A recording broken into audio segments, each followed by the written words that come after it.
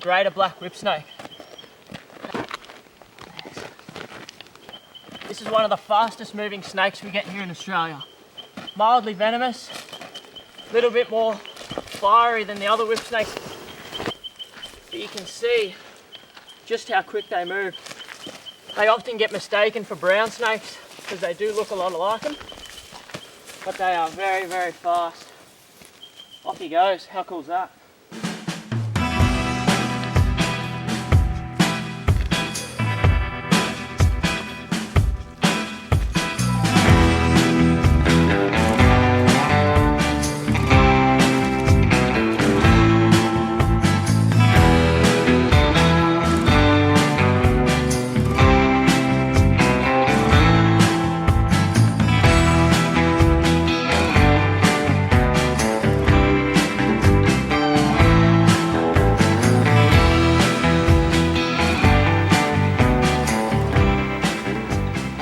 So what you're looking at here is a Merton's water monitor. So these are a semi-aquatic species of monitor lizard, or goanna as they often get referred to here in Australia. And being semi-aquatic, they spend a lot of time in and around water, so you'll find them along creeks, in wetlands, any body of water really, up in the top end. You can see how comfortable they are just swimming around in water. They've got that laterally compressed tail that acts sort of like a paddle pushing them through the water. They'll flick their tongue out underwater, hunt underwater, and they're quite an awesome lizard to find.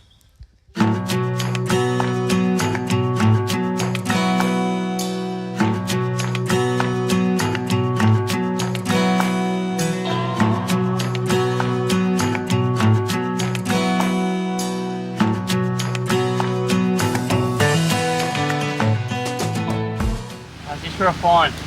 Northern brown snake. This is up there with the most venomous snakes in the country. It's quite a small one, but they don't get massive.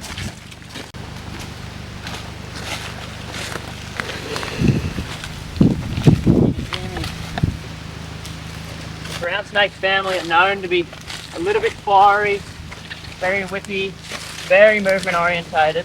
This thing is a bright orange colour, it's beautiful. Coming right towards me. The northern browns, all brown snakes are very highly varied snakes. Huge range of colours and patterns within populations, and this thing is just unreal. Have a look at that. Rearing up. Very, very movement orientated, as I said. A lot of brown snakes are big rodent eaters. At this size though, a large part of the diet's going to be reptiles, other reptiles. You can see he's got a bit of speckling on him, really nice pattern, unreal colour, just a gorgeous snake. But when left alone, they're going to do their own thing. How about that? Northern brown snake.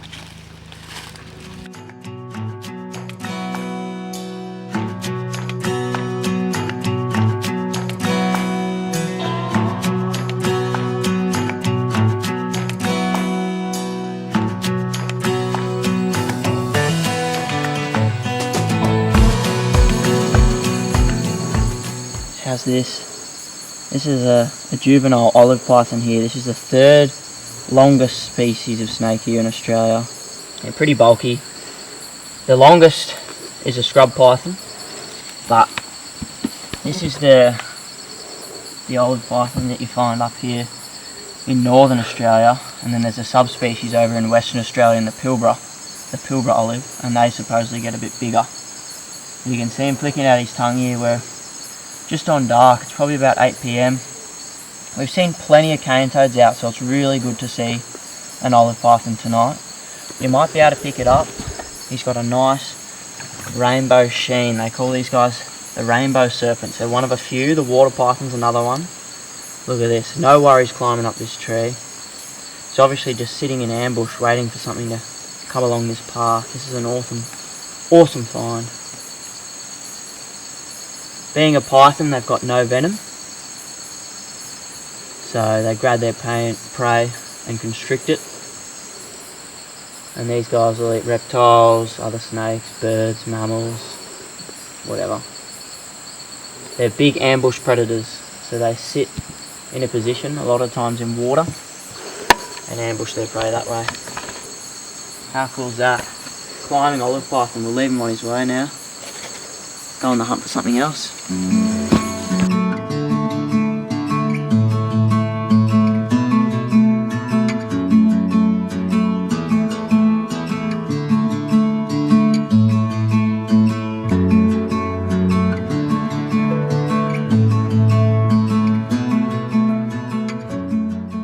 Now here's a much bigger olive python, doing exactly what I said they do, sitting in ambush. He can't hear us, but he definitely knows we're here. So these guys have heat sensing pits, and he's probably picking me up right now in that heat sensing pit. He's probably thinking, whoa, this is something big. Eyesight's very sort of movement orientated, so he's pretty much picking up my scent and my heat signature. But this is a big olive. Big olive. Without seeing his full length, I'd probably say probably 2.5 meters. 3 meters maybe. Probably 2.5. Something like this is going to be well over 10-15 years old. Just waiting for some unsuspecting prey to jump out.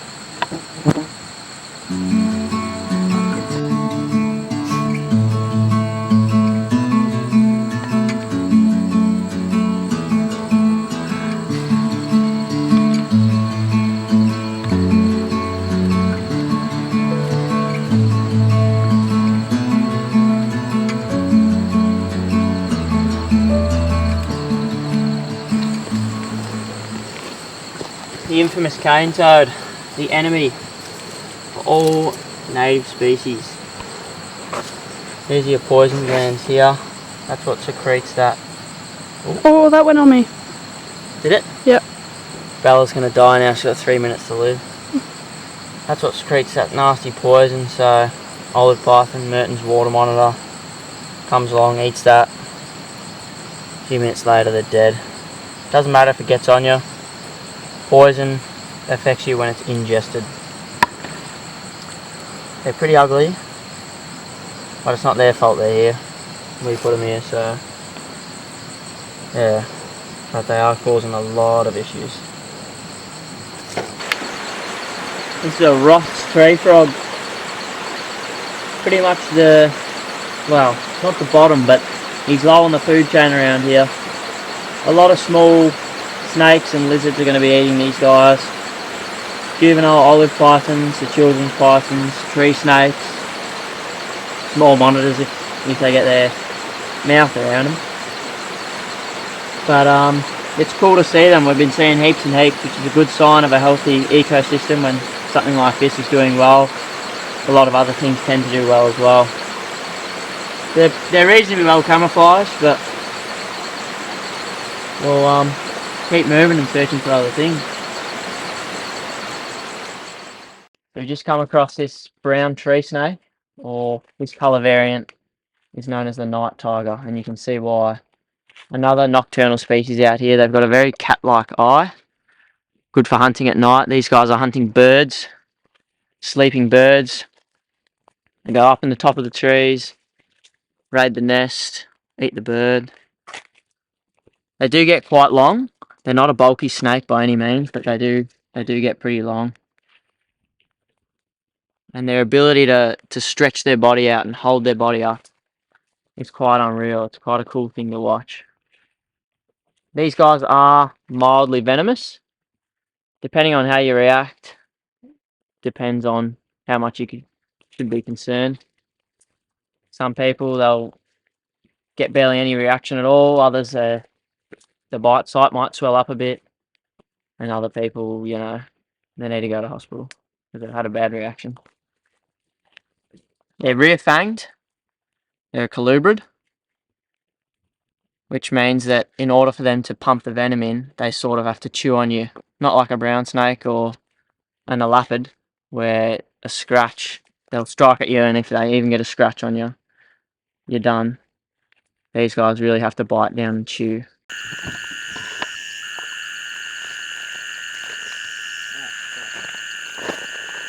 How's this for a find? This is a water python. It's also known as the rainbow serpent up here. You can see it's got that nice iridescent sheen on it. It does give off sort of a rainbow glow in the right light. These guys are a python. They're pretty much completely harmless to us, although a big one would definitely give you a fair crack. And these guys are out here feeding on the dusky rats. So their populations are pretty well linked to the dusky rat populations. And when we get a good wet season up here, you'll find that these guys' numbers will boom with those dusky rat populations as well. The name water python comes from their tendency to hang around water. They're found in areas of creeks and wetlands, places like that. They get about 3 metres, so this is only a small one. This one's probably about $1.10 m. So you can imagine one almost 3 times this size. They can be quite a chunky snake, easily mistakable for an olive python.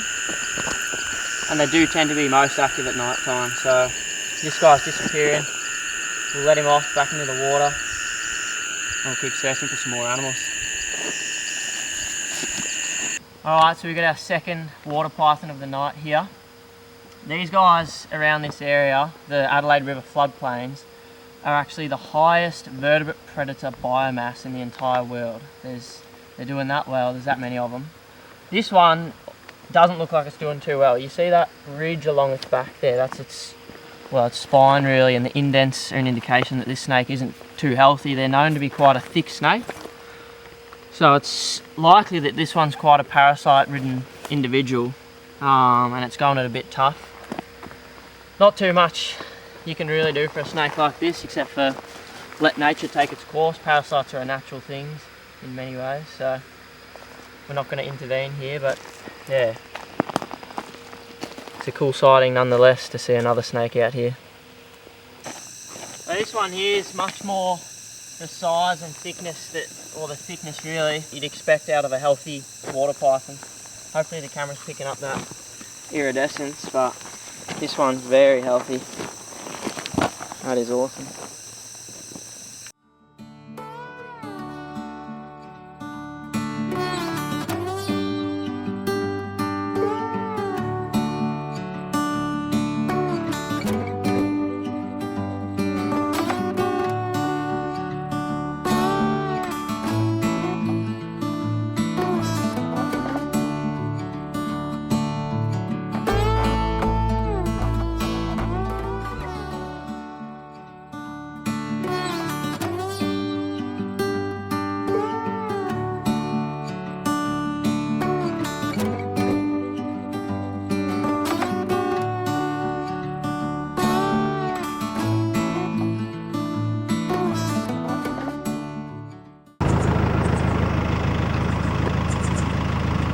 How's this for an olive?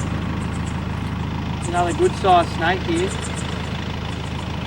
Probably 2.5 metres. Just cruising along the road. These guys are an awesome thing to see out here. Wow. He's just sense-fine. I'm 6 foot, 2 metres.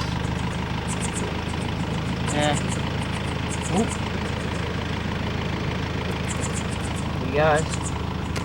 Just get him off the road quickly, because it is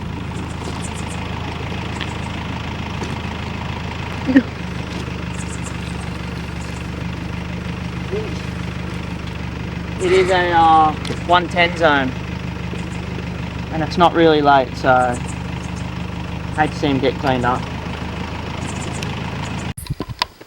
So this one's a little bit more exciting. This is a baby Pygmy mulga. This thing's tiny, and for a little guy, he's got a lot of fight about him.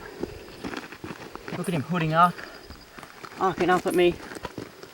Pretty small guy. You can tell it's a Pygmy because of the markings on the back of his head, I reckon. This is, they also call this Weigel's black snake.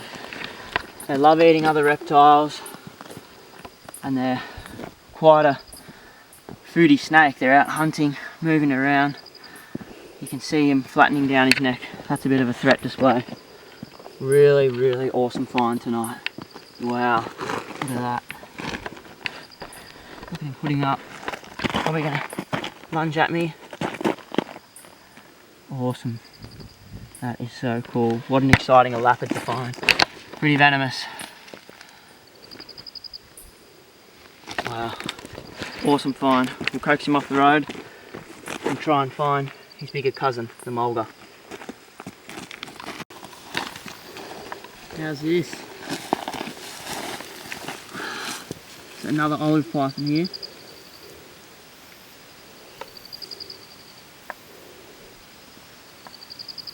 Those heat sensing pits are working. But he knows I'm not a food item. He's never smelt anything like that before. And he carries on his way. This thing's thin, but it's probably 5 foot.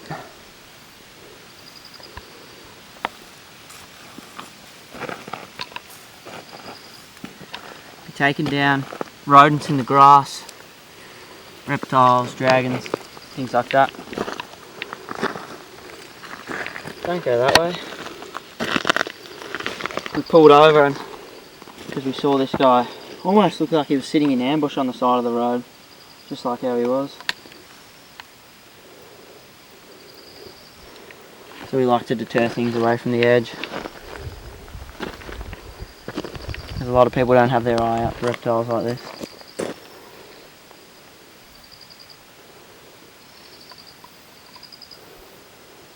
Sweet. Another pygmy mulga, or Weigel's black snake. This thing is fired up right now. It's about 9:30 at night. We saw that little one, and now we've come across this guy. Probably about, oh, look at the jumps on him. Rearing up, you can see the hood. Wow, I'll just let him go that way a bit. Put my light on him so he can see him. I've got a little bit of pattern on the top of their head. Slightly different shape head to the standard mulga. But they still got that typical mulga look. Is that coming up alright, pal? Do you want to zoom in a bit?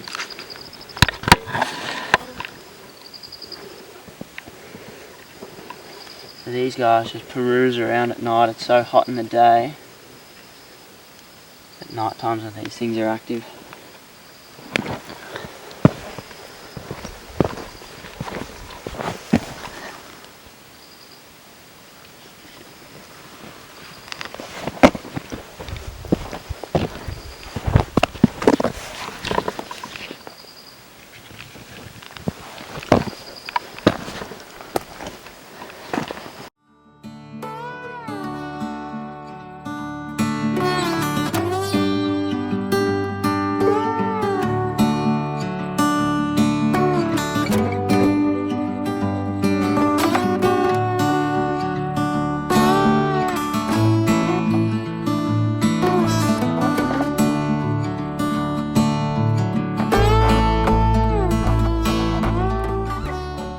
How's this? It's a good sized children's python out here. This is about as big as they get. They only get around 1 metre, and this thing's very thick, very healthy. Being a python, I'm in absolutely no danger here. He's a little bit weirded out by what exactly I am, but he's just cruising on, going his own way. He's a little bit grumpy. So they will strike. They've got plenty of teeth in there, and being a python, of course, is a constrictor. So he grabs onto the prey, potentially a small rodent, small reptile, and then he grabs it and wraps it up. And each time that animal breathes, he grips tighter and tighter, and eventually kills it, and then works it down with those rear facing teeth, so the teeth moves his jaw along and works the animal down his throat.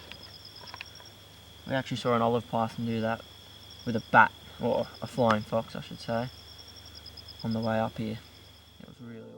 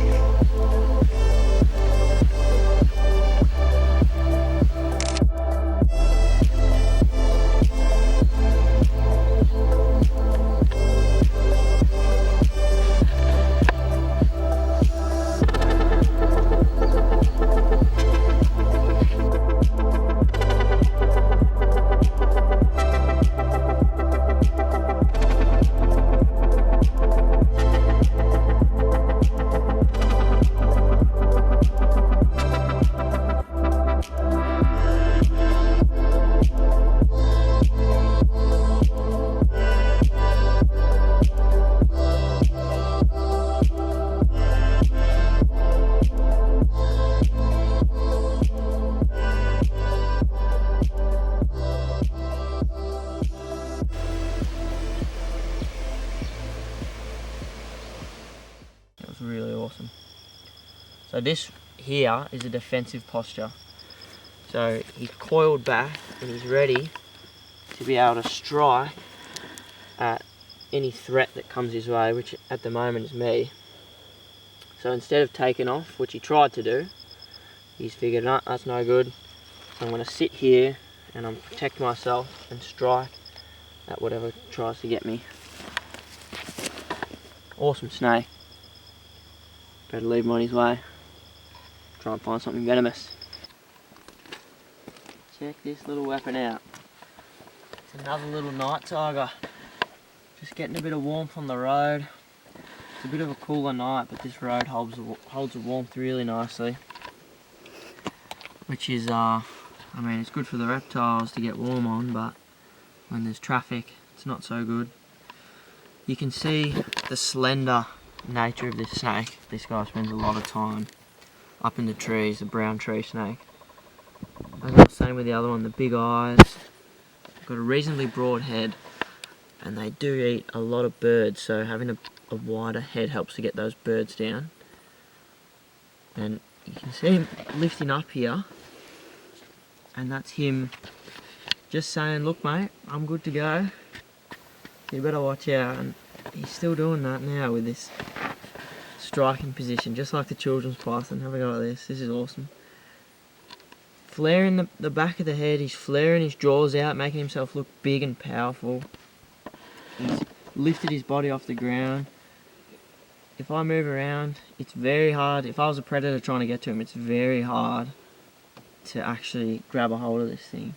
And they are mildly venomous. We'll see if we can encourage him off the road and keep on going.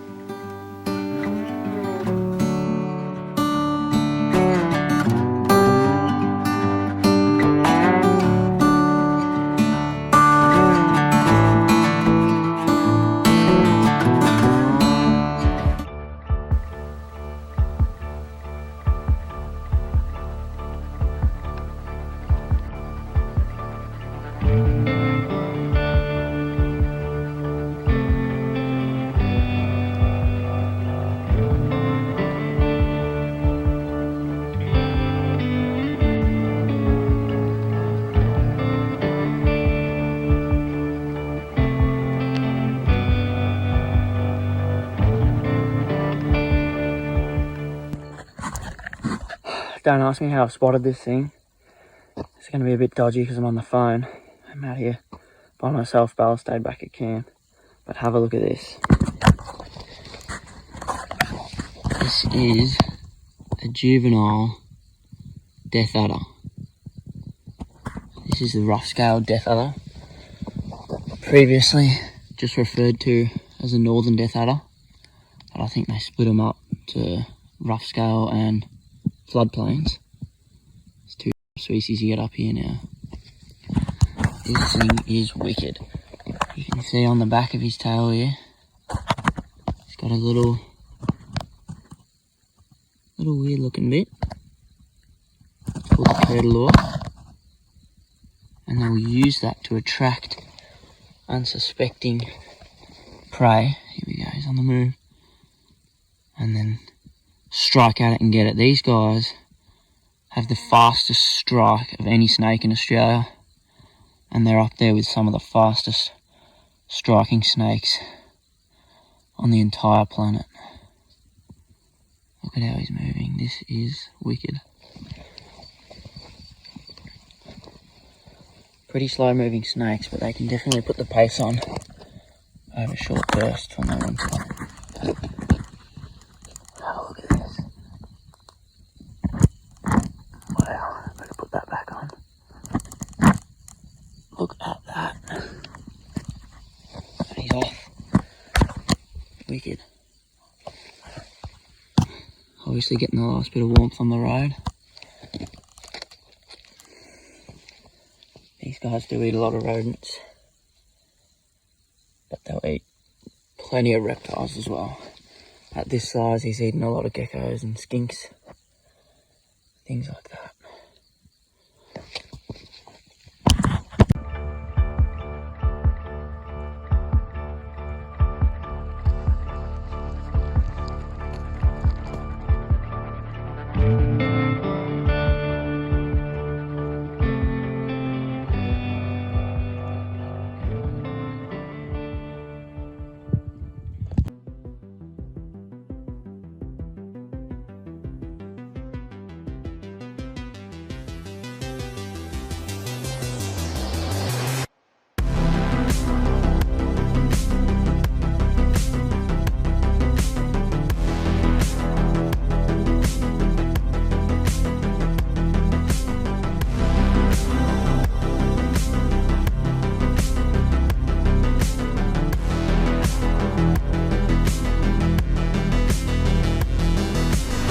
Have a look what we found down here at this little creek system.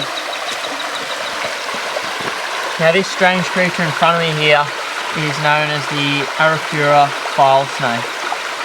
These guys are found up here in the top end, and they're another one of Australia's really weird and wild creatures. This is a aquatic snake species that spends almost all their time in the water. You can see how they get their name. Their skin is really coarse and rough, just like a file, and it does serve a purpose. So what they're going to do is grab it onto fish and things, and that skin helps them to wrap around and stop that fish from getting away. They're eating things like eel-tailed catfish, other fish species that you find up here. Catfish like the tandanus and other eel-tailed species have a poisonous spike in the dorsal fin, and that's been known to protrude out of these snakes. There's a bit of sexual dimorphism in the size of them. The females get a lot larger, significantly larger than the males. The females can get over 2 meters long, so this is a tiny one in regards to their maximum size. And then your males are getting, significantly smaller, a couple of foot, close to 1 meter. And the females are a lot chunkier. They're live bearing. They're live bearing species as well. Not laying eggs. They'll pump out about cricket up to 17 young at a time. So it's an awesome snake to find. It's another species I've been wanting to see for a long, long time, and it's really cool to see. And it's not just the one we found. Check this out.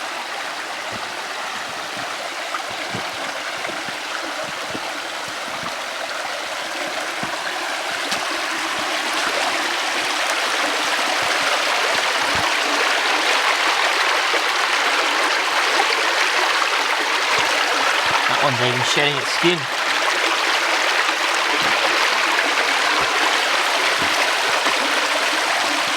This place is just loaded with life.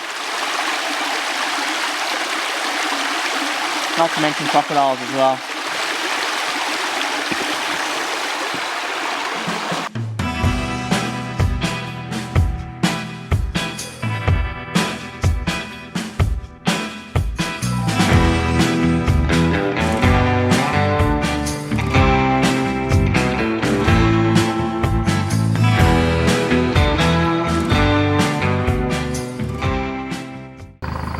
So this is a lesser black whip snake, very similar looking to the greater black,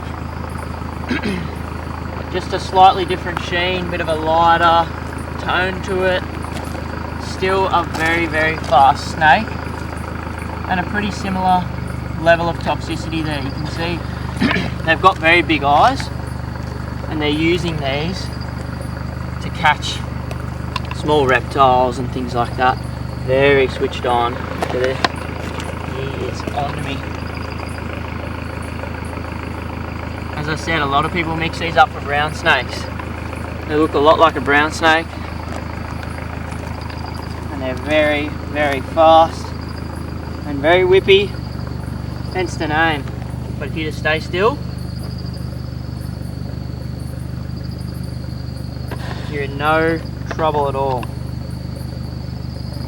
It's when people start freaking out and moving around that they get into a bit of strife. Alright, we might let this guy go. It's pretty quiet tonight.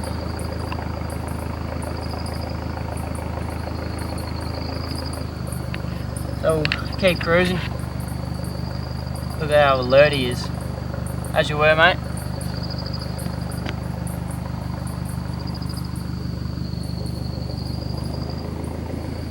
How's this for a find?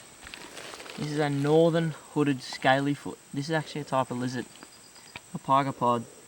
And these guys, although they look a lot like a snake, they're most closely related to the geckos. And you'll find they do lick their eyes just like the geckos. They've got a big solid tongue. No snake has a big fleshy tongue like that. And these guys come out here at night and they will eat insects and things. He's pretty cool. At the base of his tail here, it changes pattern and colour completely, and that's an indication that this guy's actually lost his tail and then regenerated it, regrown it, and they have the ability to do that just like a skink or a gecko. And their tail, see if I can work out where his vent is, because they've got a very long tail normally. I think his vent's about there. So that's, his body's only that bit there. And they do have flaps, remnants of legs at the back there. And they're called the hooded scaly foot, northern hooded, because they've got a dark pattern there that sort of looks like a hood. And you get a few different hooded scaly foots. And this is a great find. I've never found a northern hooded scaly foot before.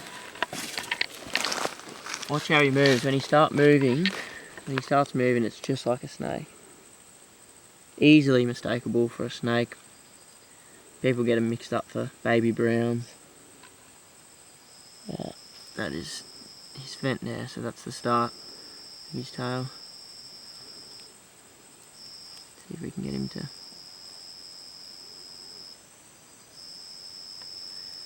There he goes, just like a snake. Flicking his tongue out. Very cool little things.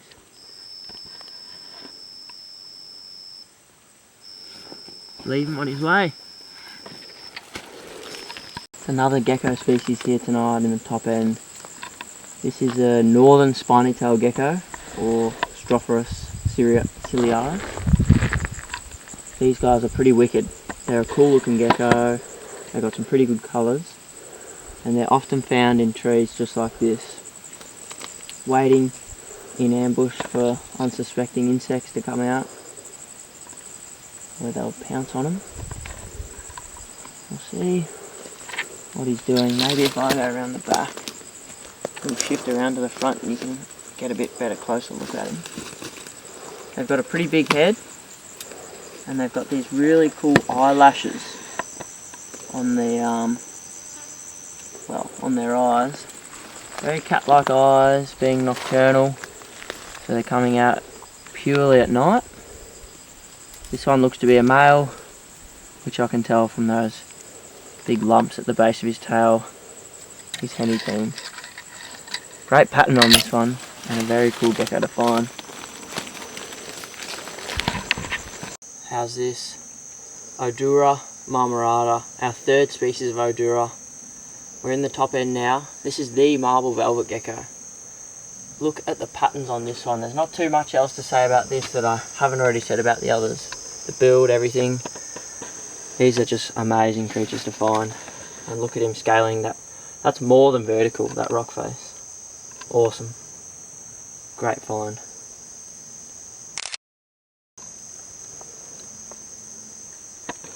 This guy here's got a regenerated tail.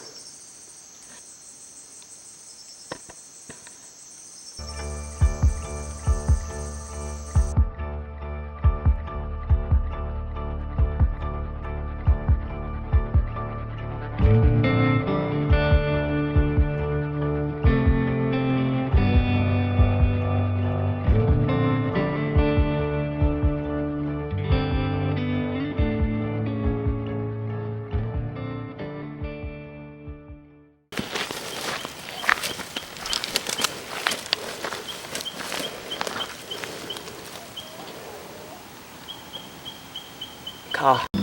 The music's playing in the background. Can you go turn it off? Or anything I said wrong? Matt Sloth, you missed Matt Sloth legend part out. Actually, I got a photo of that. This kind of looks cool. Right. Oh! What's this down here? Oh, it's another one! What a night! What a night! This is unreal. We're out here, we're doing it, we're getting it done, son. 7 or so young at a time. Is that right, mate? I think it was up to 17. Oh, okay. Penis. Oh, I'll get rid of the boot print. Yeah, that's really fixed up the shot, mate. Finn!